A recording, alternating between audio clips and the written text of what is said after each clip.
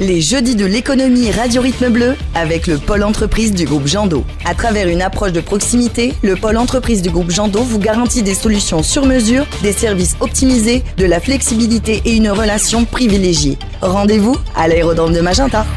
Bonjour à tous et bienvenue dans ces jeudis de l'économie Radio Rythme Bleu dans lesquels nous allons nous intéresser cette semaine au secteur de la restauration.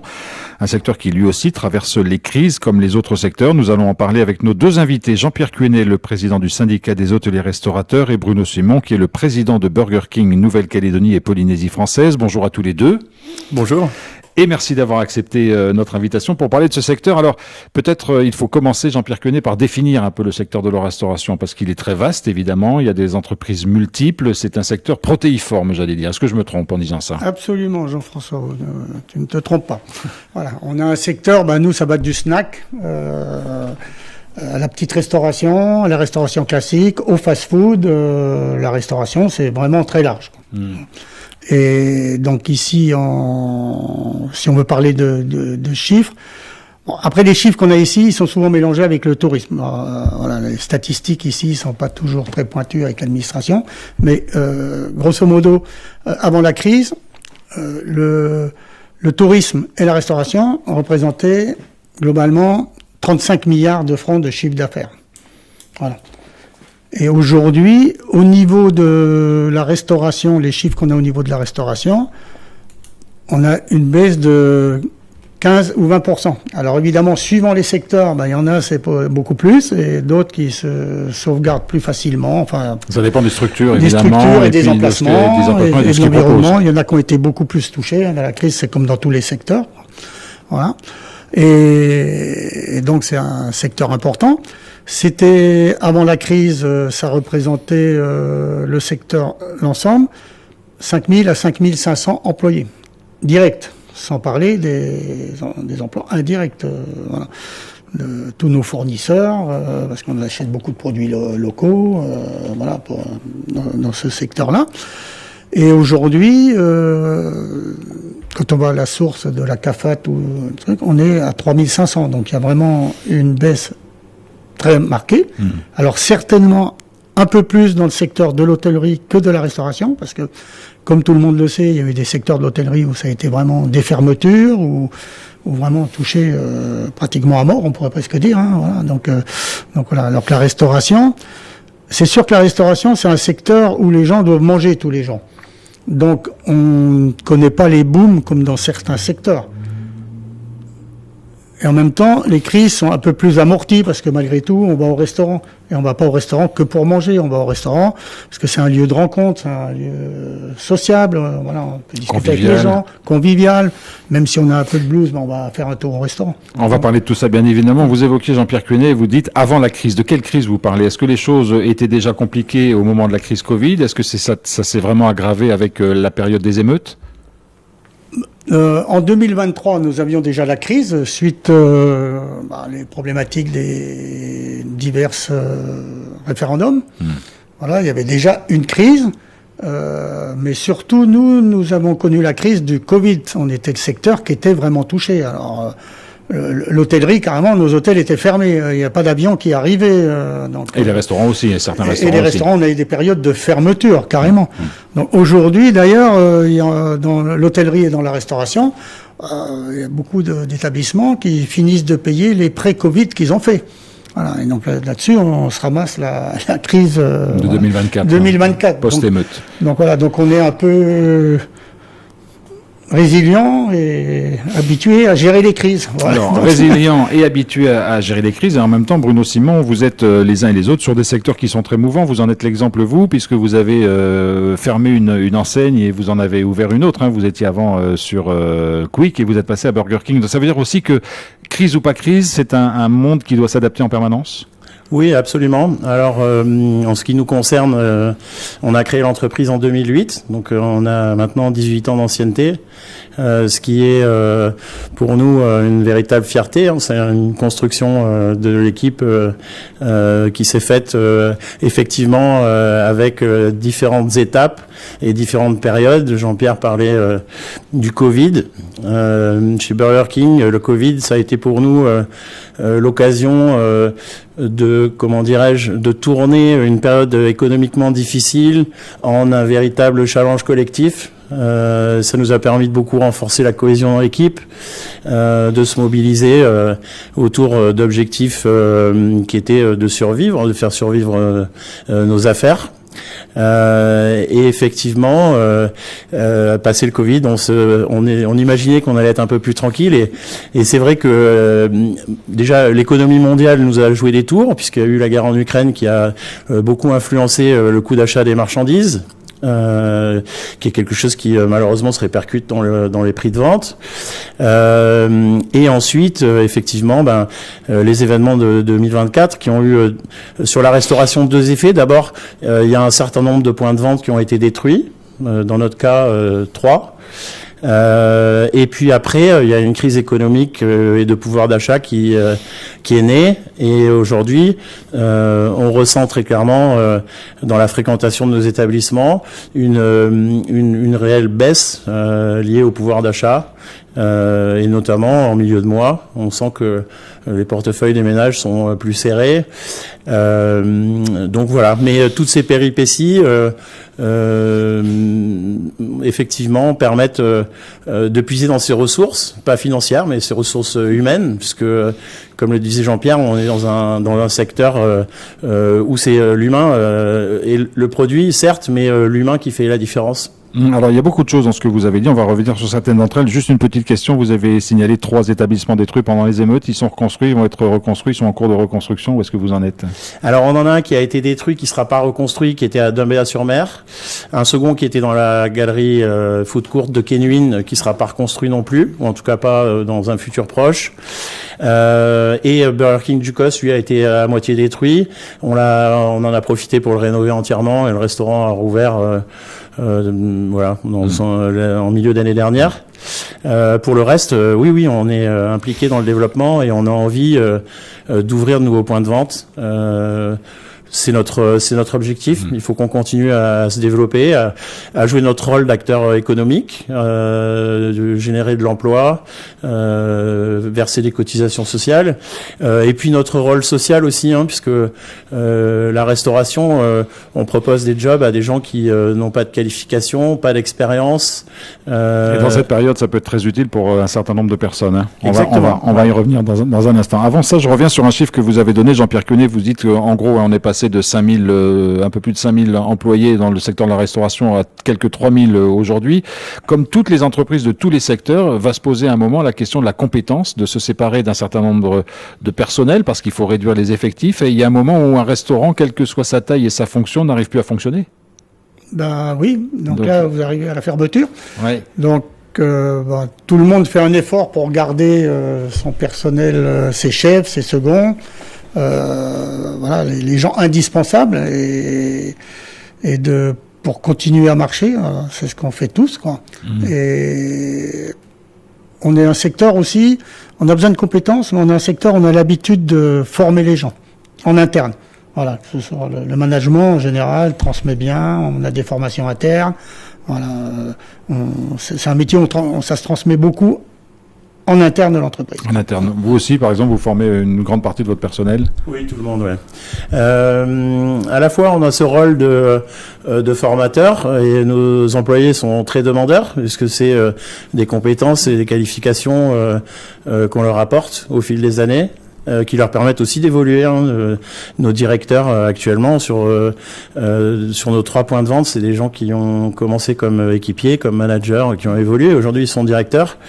Mais au-delà de ça, on a aussi un vrai rôle social dans le sens où on a des métiers dans lesquels il y a beaucoup de règles d'hygiène, de ponctualité, d'assiduité. Et effectivement, à la fois, on a cette valeur ajoutée sur le plan professionnel, d'apprendre un métier, d'apprendre des savoir-faire, et on a aussi cette valeur ajoutée civique, d'apprendre à nos employés d'être à l'heure et de respecter les normes et les règles. Jean-Pierre Quenet sur ce point-là. Je suis entièrement d'accord avec Bruno, je voulais le dire. Et justement, on prend des jeunes, on va prendre des jeunes qui sont un peu sur le bord de la route. Voilà. Des milieux familiaux, on leur apprend pas toujours les règles. Et donc, nous, le gros avantage, c'est que ces jeunes qui vont arriver, on va leur apprendre des règles. Voilà, d'arriver à l'heure, de respecter. de travailler dans une équipe, de savoir respecter la hiérarchie. Voilà. Donc on les éduque à rentrer dans la vie active. Même s'ils restent pas chez nous, on leur a amené ce savoir-vivre et ce savoir-faire, ce savoir-être. Parce que en plus, ils ont le contact avec les clients. Donc, des fois, ici, souvent, les locaux, ils sont un peu réservés, timides. Et là, on leur apprend à rentrer en contact. Je pense qu'on leur amène quand même ça, même s'ils ne restent pas. Parce que c'est vrai que c'est un secteur où on a 50% du personnel qui est stable. Mais ça, c'est une donnée mondiale, hein, je pourrais dire. Et on a 50% avec des jeunes qui viennent, qui vont rester 3 mois, 6 mois, voilà, 1 an, 2 ans, 3 ans. Mais 3 ans, c'est pas une carrière, on est d'accord. Mais ils ont appris à travailler, ils ont appris à révéler, ils ont appris à travailler en équipe, voilà, à se coordonner. Donc je pense que c'est un bon apprentissage et c'est un apport, voilà, un petit peu social, on va dire. Oui, et puis la Calédonie, comme ça, est au même rang que tous les autres pays du monde. Voilà, hein, c'est pas une spécificité locale. Bruno Simon. Nos salariés sont par contre un peu différents. Enfin, je parle pour la restauration rapide en tout cas, ou je dirais en Europe ou aux États-Unis. Les effectifs sont souvent composés de jeunes, voire de très jeunes, voire d'étudiants qui font ça en temps partiel à côté de leurs études. Ici, c'est véritablement un job pour ceux qui s'y engagent et s'y investissent, qui est un job de très long terme. À titre d'anecdote, hier, on a une de nos équipières qui est partie, qui a commencé chez Burger King du Gosse en 2008. Donc elle a travaillé pendant 18 ans chez nous. Et voilà, donc on a ceux qui viennent pour un passage court, et puis ceux qui viennent, même s'ils évoluent pas, ils prennent de la satisfaction, parce que la restauration, c'est Jean-Pierre est mieux placé que moi pour le dire, mais c'est un métier de passion, c'est un métier d'action, c'est être au service des clients, c'est être toujours dans quelque chose de très rythmé. C'est pas un domaine dans lequel on s'ennuie. Alors, question, quelles sont les équations? Alors, même si vos secteurs de restauration sont différents, mais il y a peut-être quand même des similitudes dans la question que je vais vous poser. Quels sont les défis que doit relever un chef d'entreprise dans la restauration, propriétaire de restaurant, etc. Est-ce que c'est le coût des matières premières? Est-ce que c'est la qualité du service? Est-ce que c'est une carte adaptée aux moyens qui sont les siens? Quelles sont les équations qu'ils doivent résoudre dans la restauration traditionnelle, Jean-Pierre Cuenet? Le coût des matières premières c'est tout ça. C'est tout ça, c'est les matières premières, la fraîcheur, c'est les matières importées, tout, parce qu'on est bien obligé de faire appel. C'est l'équilibre entre les équipes. Vous faites appel à l'extérieur par nécessité ou par volonté? Par nécessité, par volonté, on fait bénéficier les produits locaux, toujours. Voilà, mais après, on est bien obligé ici... Pour le vin, notamment, difficile de le trouver localement. Mais ou même pour les légumes. Vous en servez pas, a priori. Non, mais Jean-Pierre, par contre, voilà, si on veut avoir des haricots verts toute l'année, ce que demandent les clients dans un restaurant en basique, voilà, on est bien obligé. La priorité, c'est les produits frais, mais il y a bien des produits importés. Et après, nous c'est ça, c'est avoir des équipes motivées, solidaire, au service du client, que le client, quand il arrive chez nous, il est toujours bien accueilli, enfin, dans les restaurants en général, parce que le client, il vient pour ça. Oui, chez nous, restaurateurs. Nous, restaurateurs, ouais. Et le client, il vient pas spécifique, il vient pour manger, mais c'est pas que ça. Il vient pour l'ambiance, l'accueil, voilà. Et donc, nous, c'est de fédérer tout ça dans nos équipes pour que le client se sente bien. Voilà. Et surtout, non seulement il était bien, mais il faut qu'il revienne. Moi, c'est le principal. C'est là que vous saurez si vous avez réussi, en quelque sorte. Mon principal compliment qu'on puisse me faire, c'est on reviendra. Ouais. Voilà, et vous, Bruno Simon, par rapport à l'acheminement, enfin à l'achat des matières premières, est-ce que les choses ont évolué ces dernières années? Est-ce que les marchés se sont tendus? Est-ce que vous faites aussi appel à l'exportation aux produits locaux quand vous pouvez? Alors, on travaille au maximum avec les fournisseurs locaux, notamment tout ce qui est salade, tomates, les oignons aussi, même si à certaines périodes de l'année c'est très compliqué en termes d'agriculture. Mais on sait qu'il y a des recherches, notamment pour essayer de conserver les oignons, pour faire en sorte qu'il en reste quand la période n'est plus favorable à la culture, etc., etc. Mais donc on s'appuie beaucoup sur les fournisseurs locaux. Après, on a à la fois des importations qui sont imposées parce que notre franchiseur nous donne un cahier des charges qui est très strict en termes de qualité ou en termes de sécurité alimentaire des ingrédients. Donc certaines choses qu'on est obligé d'importer parce qu'on ne saurait pas les faire ici. Et après, on a aussi certains volumes qui sont pas disponibles localement, Si je pense par exemple au steak haché, on est sur plusieurs dizaines de tonnes par mois, donc c'est effectivement on est obligé d'avoir recours à l'importation. Et effectivement, dans le contexte d'inflation qu'on connaît, alors, il avait commencé avec la guerre en Ukraine, mais il s'est renforcé avec la guerre en Iran et les coûts de fret qui ont littéralement c'est souvent le transport qui... C'est ça. Ça a un effet très néfaste sur nos prix de revient. En sachant que l'équation qu'on doit résoudre, en tout cas la solution à laquelle on doit aboutir, c'est d'arriver à faire vivre économiquement notre établissement pour continuer à payer ses employés. Aujourd'hui, on est dans des périodes où effectivement on va chercher prioritairement un équilibre, une stabilité économique qui s'inscrit dans le temps, qui est pas un profit immédiat de dire tiens il faut qu'on ait gagné de l'argent à la fin de l'année. Non, il faut qu'on ait un établissement ou des établissements qui traversent ces époques, qui fassent vivre les gens de la population, les Calédoniens. Et donc de la stabilité, y compris dans le management, le plus possible. Oui, absolument. Et comme le disait Jean-Pierre, nous aussi, en 2024, malgré la destruction de 2 restaurants, on a fait le choix, économiquement coûteux, de conserver les directeurs de ces restaurants, même si on avait nulle part où les affecter. On s'est organisé parce que c'est des gens qui ont des vraies compétences et de la valeur, et que effectivement, on a jugé qu'il était beaucoup plus stratégique de économiquement rogner sur nos profits pendant une période de quelques années, et par contre de les avoir encore dans notre équipe demain. Alors Jean-Pierre Quenet, tout à l'heure Bruno Simon évoquait une baisse, on va dire, d'un peu de fréquentation en milieu de mois par rapport au pouvoir d'achat dont on sait qu'il s'est amenuisé pour beaucoup de Calédoniens. Est-ce que vous ressentez ça, vous, dans vos restaurants, ou est-ce que vous avez des retours d'autres restaurateurs qui partagent le même constat? Oui, j'ai le retour des restaurateurs. Et pour moi, on constate que la fin de mois, elle est plus près du 15 que du 25 comme avant. Hein. Comme disait Coluche, chez moi, la fin de mois, ça commence le 1er, parce que chez les pauvres. Voilà, donc, mais oui, la fin de mois, elle commence un peu plus tôt. Et ça, vous le sentez dans la fréquentation des restaurants. Oui. Ouais. Et puis dans la baisse un petit peu du ticket, quoi. Donc moyen, quoi. Donc on sent que les gens consomment moins, cherchent des menus moins chers, sont plus prudents, prennent moins de choses. Et je dirais qu'encore nous, les restaurateurs, on est dans un secteur où on a une clientèle quand même qui a plutôt les moyens. On est d'accord. Voilà. Donc ça nous permet quand même de conserver quand même une bonne base de clientèle, quoi. Donc, suivant les emplacements, il y en a qui souffrent beaucoup plus, ceux qui sont dans les secteurs qui ont été vraiment touchés par l'insécurité, etc. Nos collègues restaurateurs du côté du Mont d'Or ou d'Apogoti, je pense que là, il y en a qui ont rouvert, mais c'est difficile, quoi. C'est difficile. C'est très difficile, quoi. Il y en a qui sont encore je dirais un peu en survie, quoi. Enfin, comme dans beaucoup de secteurs. Mais alors, du coup, est-ce que, par rapport à cette situation et à ce pouvoir d'achat en baisse, est-ce que vous, restaurateurs, vous faites évidemment attention au prix que vous proposez sur les cartes que vous servez aux clients? C'est sûr, on s'adapte, ouais.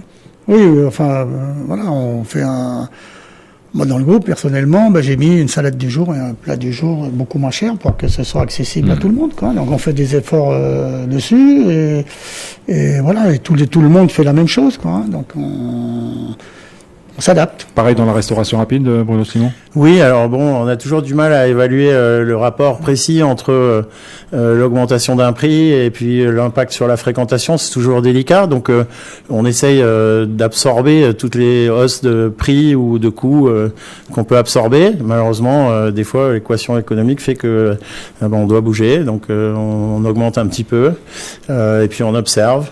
Ou vous présentez de nouveaux produits? Où on présente de nouveaux produits pour essayer effectivement de générer de la nouveauté. La fréquentation de nos établissements, elle est, comment dirais-je, c'est un marché captif, fermé. Donc nos clients, ce qui est important, c'est de les faire revenir le plus souvent possible, parce qu'on n'aura pas la chance d'en avoir de nouveaux. Donc ceux qui sont là, on prend un grand soin d'eux. Burger King, le client est roi. C'est pas très original, mais c'est vraiment. C'était tout trouvé. C'est la philosophie en tout cas. Et c'est vrai que les effets de 2024 ont été aussi importants dans l'exode de la population, où c'est toute une part de clientèle qui a disparu, qui est allée vivre ailleurs. Et aujourd'hui, je pense que, un peu comme dans tous les secteurs d'activité, on espère, on attend, on a hâte de revoir des gens venir s'installer en Nouvelle-Calédonie, acheter des voitures, aller au restaurant, aller dans les supermarchés, bref, que faire fonctionner un peu des l'économie touristique des îles ou ailleurs. On est tous un petit peu dans cette envie et dans ces perspectives. Alors on a parlé beaucoup de l'aspect, c'est normal, c'est les jeudis de l'économie, de l'aspect économique du secteur de la restauration. Jean-Pierre Quenet, peut-être un petit mot sur le syndicat dont vous êtes le président, syndicat des hôteliers restaurateurs. Est-ce qu'il mène des dossiers particuliers avec les institutions? Est-ce qu'il y a un certain nombre de dossiers sur lesquels vous êtes vigilant ou au contraire sur lesquels vous êtes acteur et actif pour les faire aboutir? Pour être franc, je dirais qu'on essaie de faire avancer les choses, certains dossiers. Avancer ou d'éviter qu'elle recule. Parce qu'en ce moment, comme ça serre les boulons de tous les côtés, ce serait plutôt l'électricité qui va augmenter, des avantages ils sont plus dans cet esprit-là que... Et ça, c'est le rôle de votre syndicat? C'est le rôle du syndicat, voilà. Mais aujourd'hui, c'est dur quand même. Parce que la problématique, c'est bien qu'il n'y a plus de sous dans les caisses. Donc, on a des gens qui managent le territoire, qui ne sont pas des chefs d'entreprise, qui sont plus forts pour taper dans les caisses que les remplir. Voilà. Donc ce serait bien qu'ils aient commencé une petite période de travail dans des secteurs un peu plus difficiles, où là, chaque billet rentre avec le travail et le service qu'on fournit à un client. Bruno Simon, vous voulez ajouter quelque sévère, chose? Non, mais on a bien compris votre message, Jean-Pierre Quenet. Oui, moi je voulais parler d'une charge financière nouvelle qui est apparue il y a quelques années, qui est la sécurité et le gardiennage. Pour nous, ça représente plusieurs millions de francs par mois. Puisque maintenant on a certains établissements, en centre-ville notamment, où on est obligé d'avoir un vigile tous les soirs de 18h jusqu'à la fermeture. Et ça, pour les entreprises, c'est des charges qui sont des charges financières très importantes et qui quelque part en plus sont là pour pallier, je dirais, un déficit dans l'ordre public.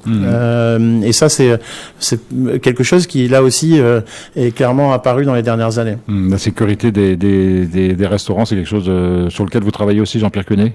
Oui, on travaille aussi, surtout suivant les emplacements. Alors les restaurants, on est peut-être un peu moins concernés par la sécurité. On note depuis quelques semaines, on va dire peut-être même un peu plus, une reprise de l'activité touristique. Il y a quand même un peu plus de touristes étrangers qui fréquentent le territoire à nouveau après ces crises successives. Est-ce que vous sentez dans la fréquentation de vos établissements justement l'apport du tourisme comme reprenant un peu des couleurs par rapport aux périodes qu'on a connues ces 3-4 dernières années? Bruno Simon, pour commencer. Nous, on a une fréquentation de croisiéristes qui est observable et qui effectivement recommence à prendre de l'essor après une période de pause. On a la chance d'avoir une enseigne qui est connue dans le monde et bon, les anglo-saxons en général, ils aiment bien aller dans les endroits où ils connaissent. Voilà. Exactement. Pas de surprise. Ils viennent manger un Whopper chez nous. Voilà. Après, je dirais que sur le tourisme de plus longue durée, on a du mal à évaluer. C'est un peu dans la masse de notre fréquentation. Mais les croisiéristes, vous le sentez un petit peu quand même. Oui, on surveille les calendriers de bateaux pour être organisés le jour où ils arrivent. Effectivement, il reste la journée seulement, donc il faut être prêt au moment où ils sont là.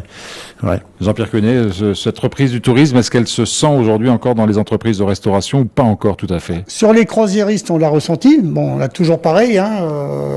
Il y a tellement de diversité dans la restauration. Si on a les bons emplacements, où vont c'est la même problématique. Cette clientèle-là, donc c'est difficile de parler pour toute la profession. Mais en l'occurrence, quand on est dans les secteurs touristiques, on l'a ressenti. Malheureusement, là, il y a à nouveau un frein sur les croisiéristes. Et malgré tout, la reprise, c'est 200 000. Pendant un temps, ils sont montés à 480 000 quand même. Donc tout est relatif. C'est comme là, ce matin, j'ai lu un article comme quoi le marché japonais avait augmenté de, je sais plus, 100 ou 150, mais ça n'a pas une grande importance, parce qu'il passait de 50 à... Voilà. Oui, c'est sur des chiffres peu significatifs. Voilà, il y a Il y a 5 ans, ils étaient à 25 000. Donc me dire il y a une reprise parce qu'on est passé de 25 000 à 0 ou à 50, puis on passe de 50 à 100, puis on dit on a doublé les Japonais. Donc je suis quand même très prudent sur les analyses de chiffres. Il faut quand même être réaliste, quoi. Voilà, et puis il faut regarder sur le long terme aussi, Oui, parce que c'est voilà, des courbes qui doivent les pourcentages, je pense qu'il faudrait parler de nombre et non de pourcentage à certains moments, parce que voilà, c'est plus facile de faire 50% avec 50 clients qu'avec 50 000. Il y a un aspect dans la restauration qui est intéressant, je trouve, en relation avec le tourisme. Et là, c'est plus dans les secteurs de Jean-Pierre, mais la Calédonie, c'est la vitrine de la France en termes de restauration dans le Pacifique. Donc, c'est une vraie différence singulière par rapport au Vanuatu, par rapport à Fidji, par rapport à nos voisins. Les gens ici, moi, il m'arrive d'avoir des visiteurs d'Australie ou des États-Unis pour le boulot, et ils sont toujours assez bluffés de voir qu'effectivement, au milieu du Pacifique, on retrouve de la gastronomie française, du foie gras, du vin, et je pense que c'est là aussi un des atouts. La restauration en Calédonie, ça doit rester un atout d'attractivité touristique. Et la cuisine française fait toujours référence, évidemment, dans le monde entier.